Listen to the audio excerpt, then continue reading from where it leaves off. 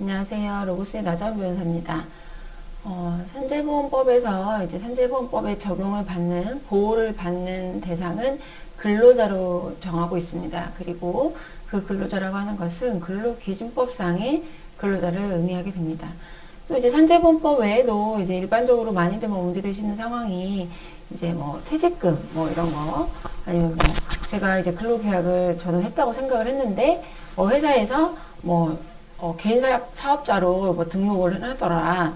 아니면, 프리랜서로 되어 있다. 그래서 퇴직금을 못 준다고 한다. 아니면 임금에 대해서 다툼이 있다. 이제 이런 내용들이 이제 가끔들 이제 궁금해 하시는 부분들이에요. 그런데 이제 이런 내용에 관련해서 공통적으로 문제되는 부분이, 근로자이냐. 이제 이것이 쟁점이 되게 됩니다. 그래서 오늘은 이에 대한 판결을 한 가지 소개를 해드리도록 하겠습니다.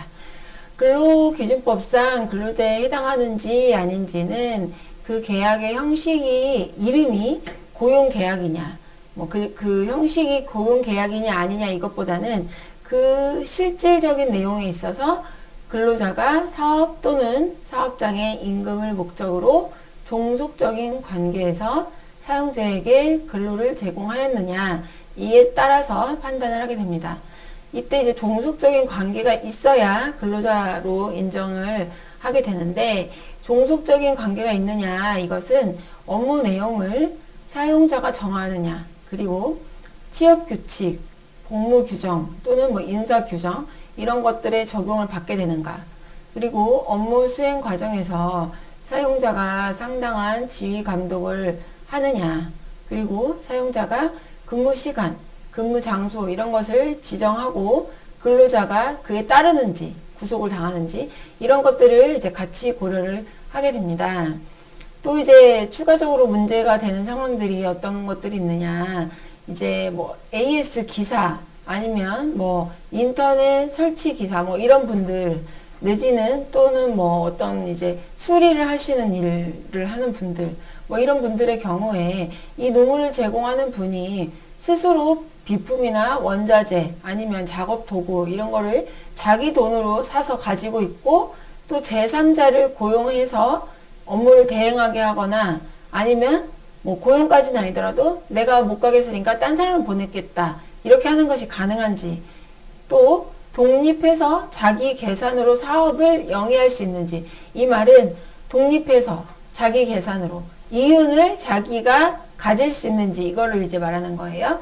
그 다음에 노무 제공을 통한 이윤의 창출, 손실의 초래 이런 것을 스스로 위험 부담을 하는지, 그리고 보수의 성격이 근로 자체의 대상적인 성격인지, 아니면 근로의 대상적 성격과는 무관하게 그냥 일정 금액이 정해져 있고, 예를 들면 건별로 금액을 더 받게 되는지 이런 내용들을 이제 보게 됩니다.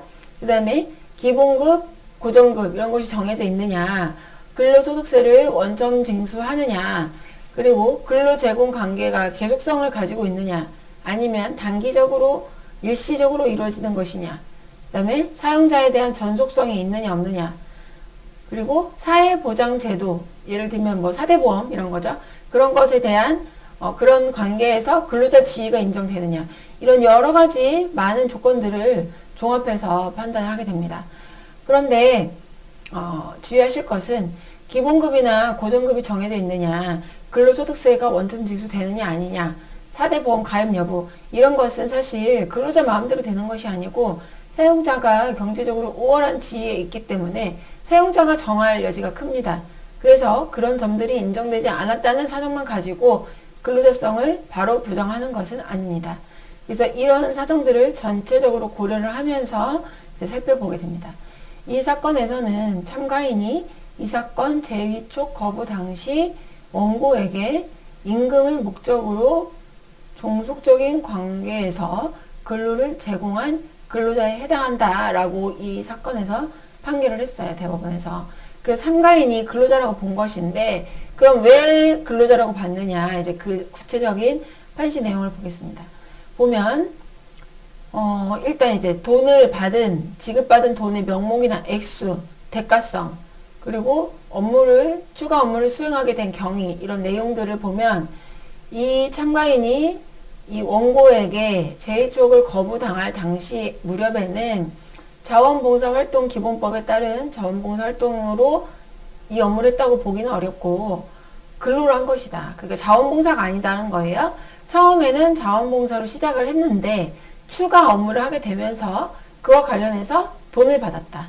그리고 그 돈이 근로의 조건으로 대가로 받는 임금의 성격을 가지고 있었고 종속적인 관계에서 이렇게 근로를 제공했다라고 이제 법원에서 판단했습니다. 구체적으로 보면 원고 측에서 근무 장소, 근무 시간 지정하고 근무 일지, 근무 상황물을 작성하게 했다. 그 다음에 공무원으로부터 지시를 받아서 각종 업무 자료를 작성하고 제출했다. 이런 이제 업무 수행에 관한 지휘 감독을 받은 사정들이 확인이 됩니다.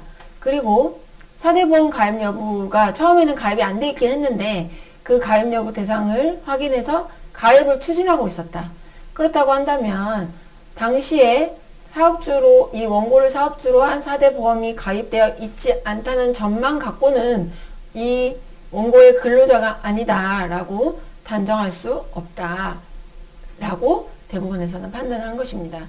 그래서 사대보험 가입 여부는 사실은 일정한 수준에서 고려하는 정도이지 그것이 결정적인 판단의 기준이 되지는 않습니다. 그것보다는 근로관계 자체에 종속성이 있느냐, 네, 지휘 감독을 받았느냐, 그 다음에 근로의 대가로 임금을 받았느냐, 이 부분이 사실은 가장 중요한 부분이 된다고 할 수 있겠습니다.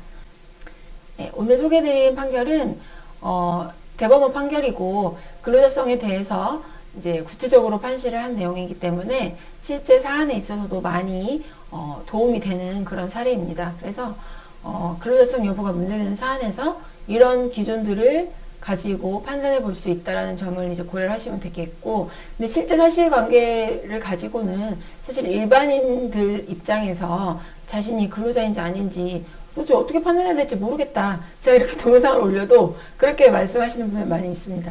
그렇기 때문에 필요하신 경우에는 이제 법률 상담을 받아보실 필요가 있는 것입니다. 네, 오늘은 여기까지 소개해 드렸습니다. 감사합니다.